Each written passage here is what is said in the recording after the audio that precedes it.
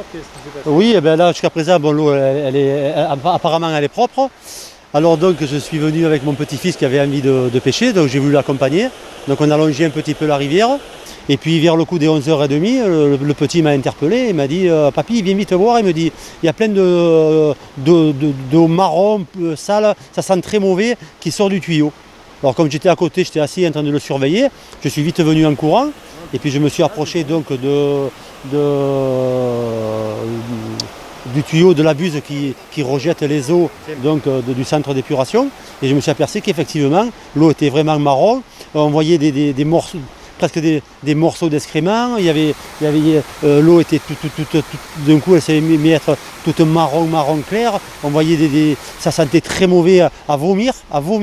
Moi, je pensais qu'un centre d'épuration rejetait de l'eau propre dans les rivières et non pas de l'eau sale comme elle a été jetée. Là, on était en amont, mais je pense aussi en aval. Quand je prends par exemple la commune de Vence, où il y a une très jolie cascade, où j'ai même vu des enfants qui se trempaient les pieds et qui se baignaient. Et je me suis dit, de suite ça m'a interpellé, je me suis dit mais comment, si on arrive à jeter de l'eau autant sale, autant pourrie dans le Carami, les enfants qui se baignent à Vence se baignent en fait dans le rejet des eaux de tout à l'égout de Brignoles. Et moi c'est plus de 40 ans que je suis à Brignoles. Les ouvertures de pêche au Carami, je les ai fait depuis des années. Il y avait de l'eau.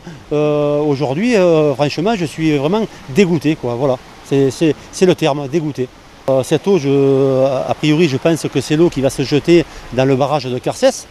Et quand on sait que le barrage de Carcès, c'est quand même l'approvisionnement en eau de la ville de Toulon, eh bien, tout ça interpelle. Voilà. Alors je ne sais pas si vraiment ces gens qui se permettent de nous jeter ces eaux pourries dans le Carami, ces eaux sont analysées, si ça ne risque rien pour l'environnement, si ça ne risque rien pour notre propre santé, si ça ne risque rien pour des enfants qui se baignent dans la rivière, si ça ne risque rien pour des gens qui boivent de l'eau sur Toulon.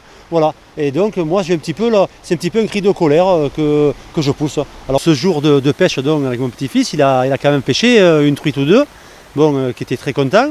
Et je me posais la question, est-ce que ces truites que l'on pêche devant ce rejet d'épuration, ce sont des truites qui sont consommables? Si mon petit-fils la mange, est-ce qu'il ne va pas être malade? Et j'ai une question que je me pose encore même en plus. Si aujourd'hui ou demain je viens pêcher encore une truite ou deux, est-ce que les gens qui rejettent ce qu'ils rejettent actuellement dans le Carami, si je les invitais à manger cette truite, est-ce qu'ils la mangeraient?